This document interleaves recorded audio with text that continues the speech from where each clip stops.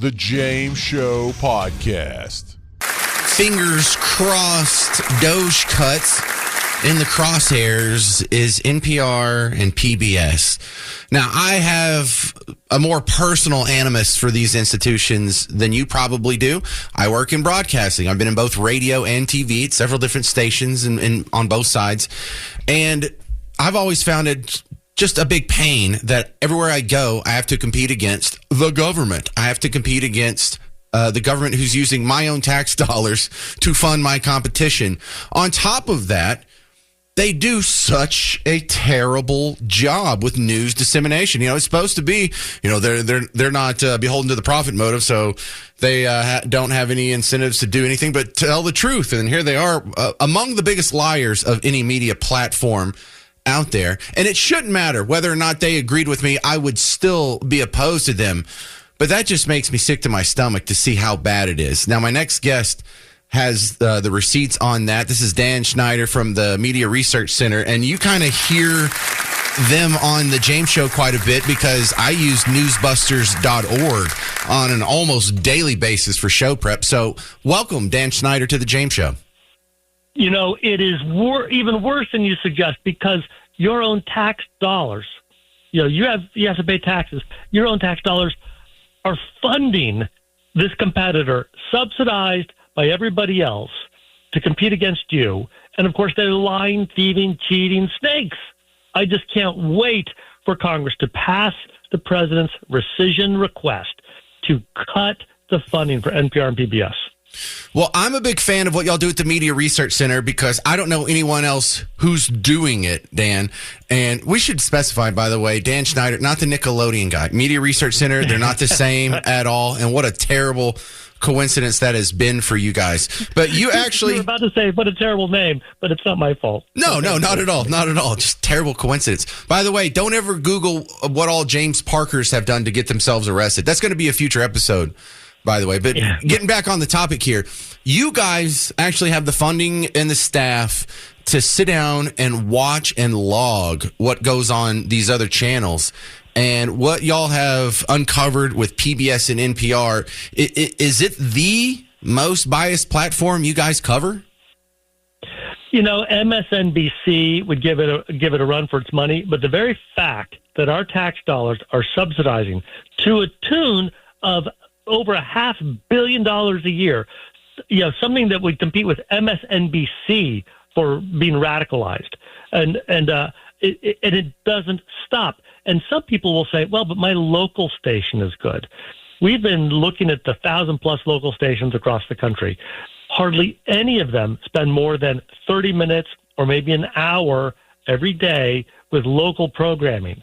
So if you're sitting there in Tyler, Texas, and listening to the NPR signal there, like 23 out of 24 hours of news, you know, quote in air quotes, comes from New York City, Boston, Massachusetts, Washington, D.C., and LA. New York City. And it's their left-wing propaganda. And Congress, Marjorie Taylor Greene is the chairman of the Doge Oversight Committee in the House. And so we had a hearing about 2 months ago. And the Marxist CEO of NPR claimed that there's no political bias at all at NPR, that she has seen no evidence of any bias.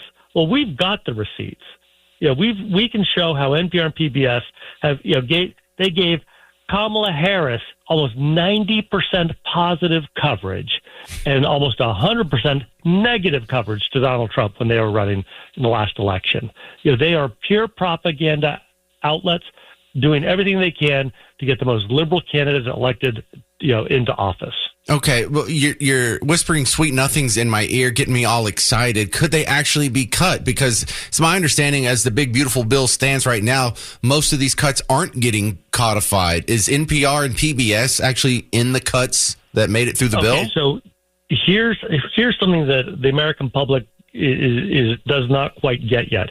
The big, beautiful bill, those spending cuts by rule have to be what's called mandatory spending. The big, beautiful bill is not allowed to include discretionary spending. Now, the rescission package that Donald Trump just sent up last night The rescission package is where we can start to cut discretionary spending.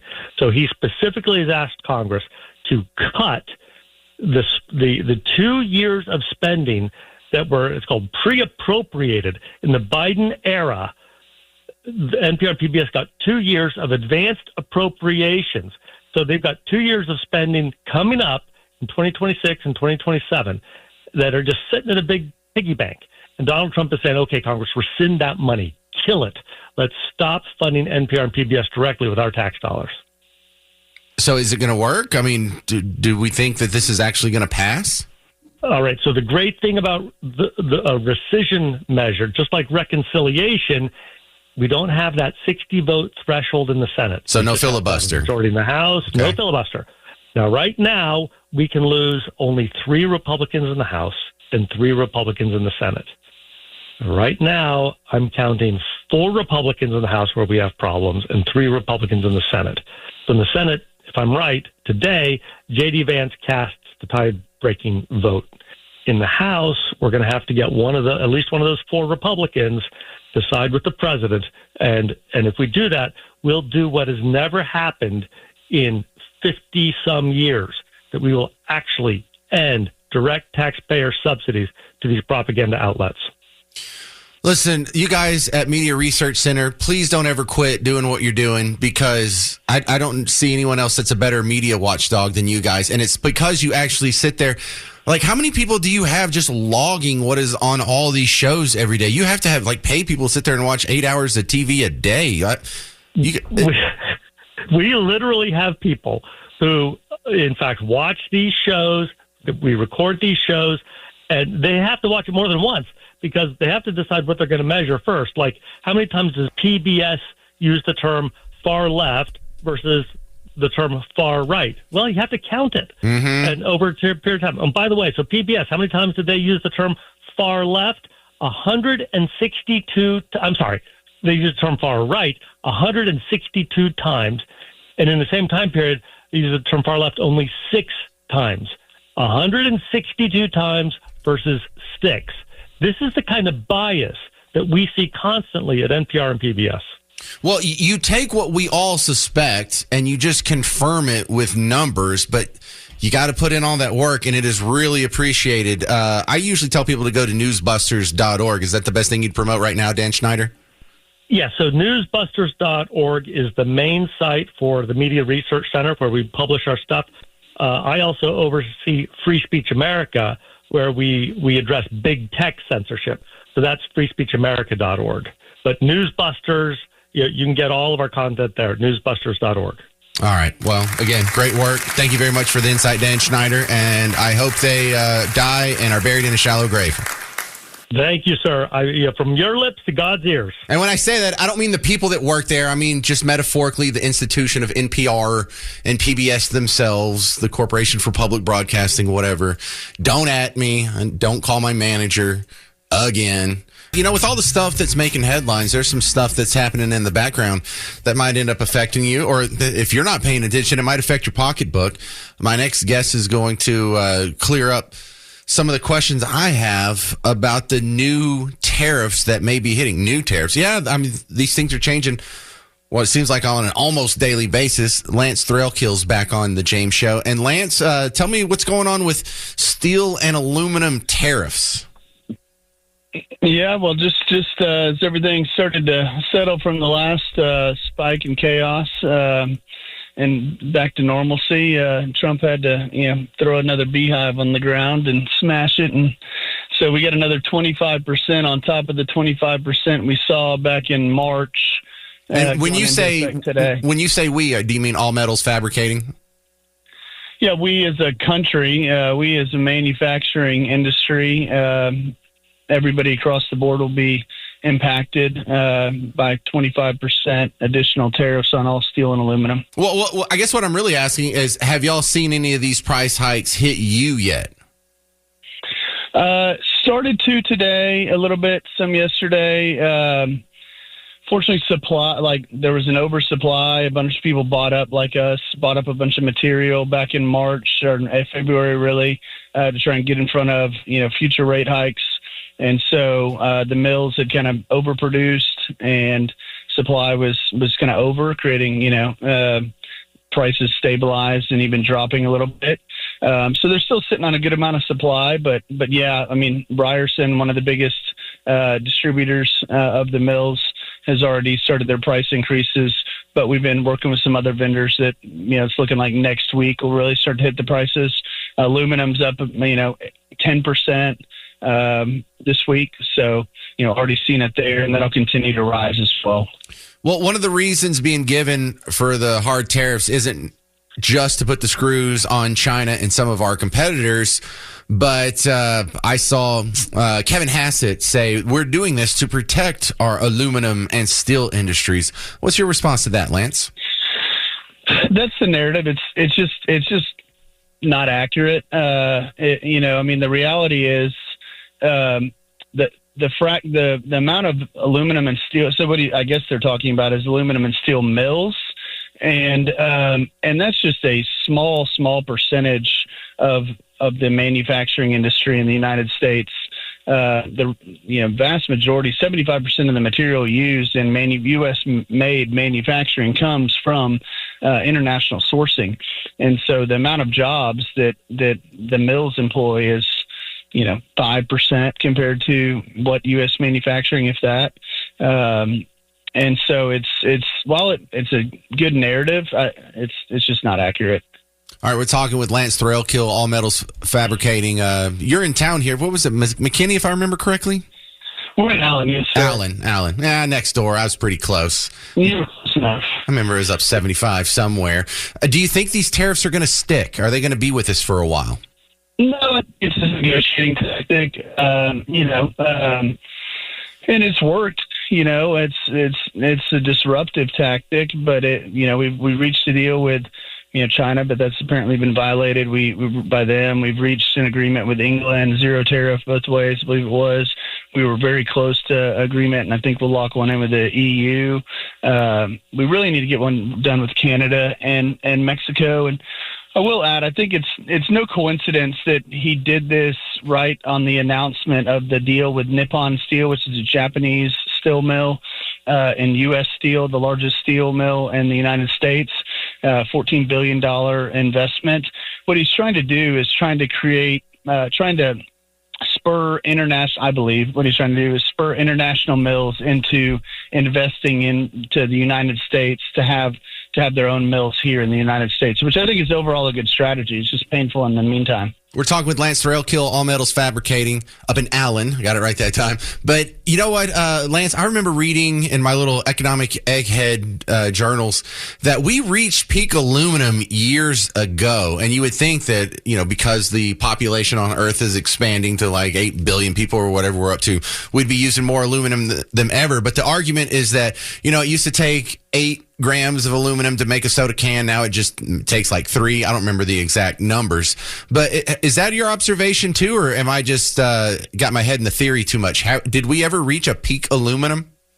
That's interesting. I have not read that. That would make sense. I mean, you're looking at, people are looking at different materials for different things. Cars have less metal on them, more plastic than they did, right, in previously. And so that very well could be true. Well, check that out. For a guy who does this for a living, I'd love to talk to you about that next time you come on the show, Lance. Yes, sir. Will do. All right. Lance Thrailkill, All Metals Fabricating, here locally. That's kind of our watchdog on the ground on how these tariffs are going to affect you, because if those costs get passed along, then it does start to be a problem now, doesn't it? All right. Coming up on the James Show, we will have the workplace dilemma about a guy who made another guy, have an accident on the factory floor. And I'm going to explain how he's a hero. You accidentally making a coworker can go to the bathroom? No. This guy's a hero. That's coming up next. News Talk 820 93.3 FM, WBAP. Now joining me on the James Show is not just a friend of the James Show, but a friend of James the person. Bob Lavelle's back on. And Bob, I love hearing all the stories. Not just that you got a house sold, but the scenario that's going on behind it. You know, a dad called on behalf of a son, or a wife called on behalf of a husband, and just hearing how, you know, these people's lives are changed with the one big decision, and that's getting out of the rent race into a house. You know, we had a lady, she's a listener of yours pretty regularly. She lives in a house now and has a great deal. She loves it, but the person that owned the house passed away. And all of a sudden, all the kids come out of the woodwork, and they all want her to pay all the back taxes and the things and just take their part. Like her attorney said, you know what? You can afford it. Do it. Get your own house. She came in a week ago. She's closing on the 24th of this month in a beautiful dream house, brand new. And that's what we usually talk about. But sometimes you get a great deal on a pre-owned that we never talk about. Like right now, I've got one in Forney. It's a 4-bedroom, 2-bath, built in 2018, so fairly new. One owner. It's immaculate. Low everything about it. It's great. Pricing on it, $293. So for that person looking for a not brand new, but pretty doggone close at $293, heck of a deal out there. All right. Am I going to have to move to Forney? Jesus. All right, Bob Lavelle, that sounds like a good deal. If you want to see what he can do for you, 972-392-9595. His phone number is 972-392-9595. Don't be worried if you don't think you make enough money or your credit's not good enough. Bob can work with you. Call 972-392-9595. Thanks again, Bob. Thank you, James. You know, sometimes when I'm preparing segments for you, I find a nice, heady topic that affects you and your family the most, affects your pocketbook or your religion or something to that effect, your town. And I go do a deep dive and try and find some things that you don't know. But other times I'm just flipping through social media. I hear a good story and I think, oh, man, you would love this. And here we are. This is a viral video of a workplace dilemma. And even if you're unemployed, you could probably relate to this. But it's a guy telling the story of he was having a problem with someone eating his lunch in the break room at work, and how he dealt with it may get him fired. I'm about to get fired from my job, or at least I think I am. I'm waiting for them to come get me because basically I made an employee crap their pants on the floor because someone kept stealing my lunch. So I put a crap ton of laxatives in my lunch, right? Because stop stealing my stuff. Figured that'd be the easiest way to catch them. It had been going on for probably a good 2 months or so, and I had told, you know, my management about it. And I'm like, look, someone keeps, you know, taking my food out of the fridge, and I'm like, it's very weird, right? So I've been letting them know for probably 2, 3, maybe as long as 4 months. I don't know. The time just goes on forever. And you know, one person that I was reporting it to in particular was like, no, you know, we can't help you. There's nothing we can do. I'm like, okay, that's weird. There's cameras in there. So whatever, didn't think anything of it until my wife had given me the idea to basically just put laxatives in there, right? So I'm like, all right, I see what you're saying. So I did that, right? And it was bad. All of a sudden, you just hear like someone's like, oh my God, you just hear like, and it just starts stinking really bad. And then I look over, and there's just like dookie coming out of this dude's shorts.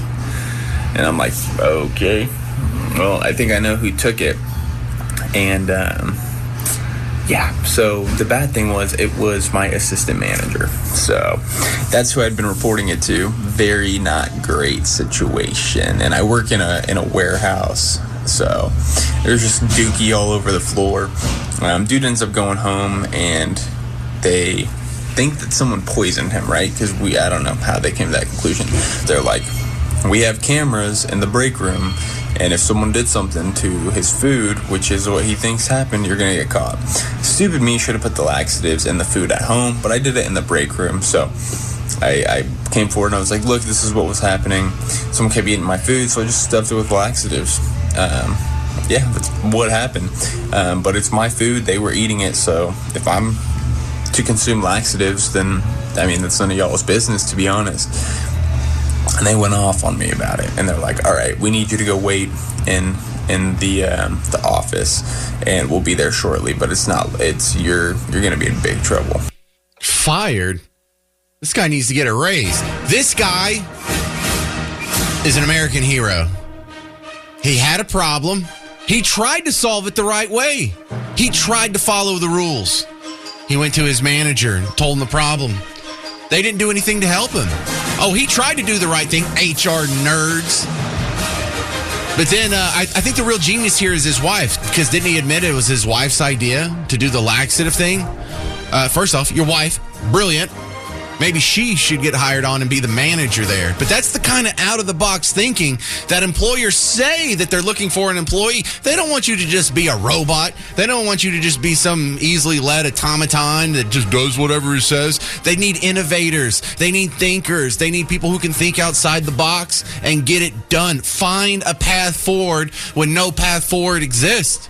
This behavior should not be punished. This should be celebrated. This should be encouraged. And this should be a great lesson for all of you. You have some trial or tribulation coming up in your life, whether you're experiencing it right now. If not, you're lucky you will have one soon.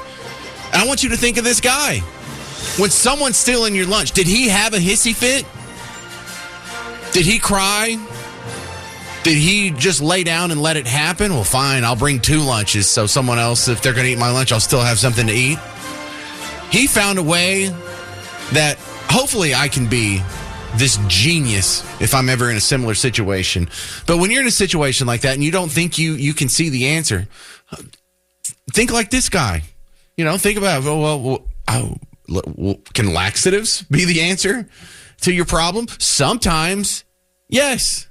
Sometimes, absolutely, laxatives can be the answer. So, no, this guy shouldn't lose his job or get fired. I mean, if you're the manager who embarrassingly, had the trots on the factory floor, I can see why you would have an incentive to not have to look at this guy at work every day. But that's on you, lunch thief. You should be firing the thief.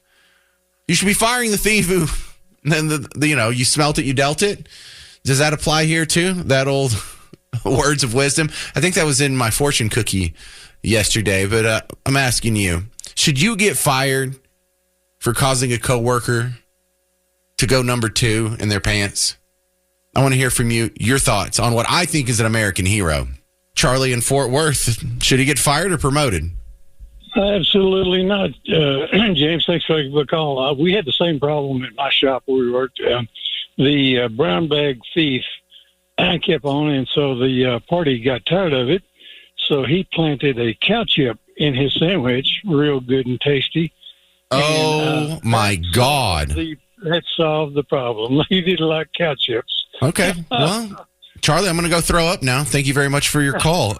Everybody understands what a cow chip is, right? City people, do y'all know what he's talking about? It's doo-doo, okay? You made him eat cow doo-doo. Steve in Plano, fired or promoted? What do you think? Totally promoted, making the manager.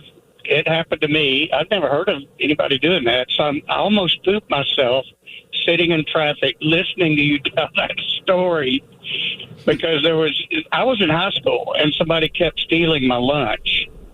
And so after it happened 3 or 4 times, I made a peanut butter and jelly sandwich. But the jelly, I mixed a box of Black Drought laxative. I don't even know if it's available anymore. It was years ago.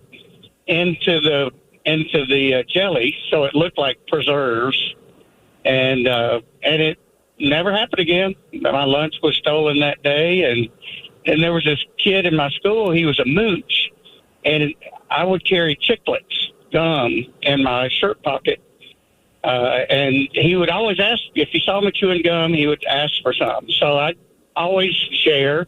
Well, he would always pick out 2 or 3 pieces and put them in his pocket, and then take 1 or 2 to chew.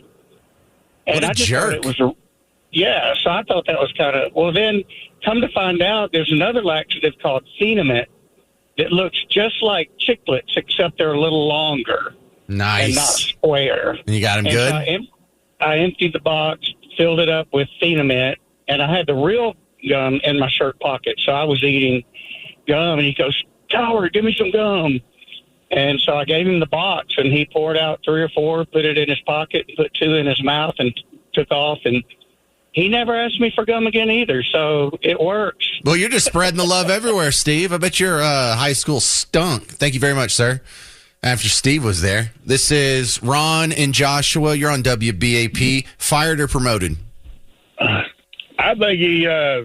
think the guy needs to be promoted because, like I say, he's that's his lunch that his wife or his mother or whatever fixed for him, and he takes it up there to work. And then all the people that's around there to work and stuff, yeah, a manager that's supposed to, humble the employees and make them good workers and things like this. And this manager becomes the problem. And it's kind of like, yeah, I'd fix him up too. I'd fix him up a good milkshake or a good bologna sandwich or something like that, and watch him lay there on the floor, and I really enjoyed right. I really enjoyed the fact not only did he bust him, but he did it in a way that's so embarrassing to the guy who was doing something wrong. Like the evil was just punished, and it was just a beautiful display of justice in my eyes. Perfect. I'd just dose him up again, or say if he's telling somebody about that and this, that, and the other, or kind of bragging on eating somebody's lunch. Just like I say, what a bunch of idiots. I mean, they're supposed to be educated people, and especially a manager, and he wants to eat some worker's lunch.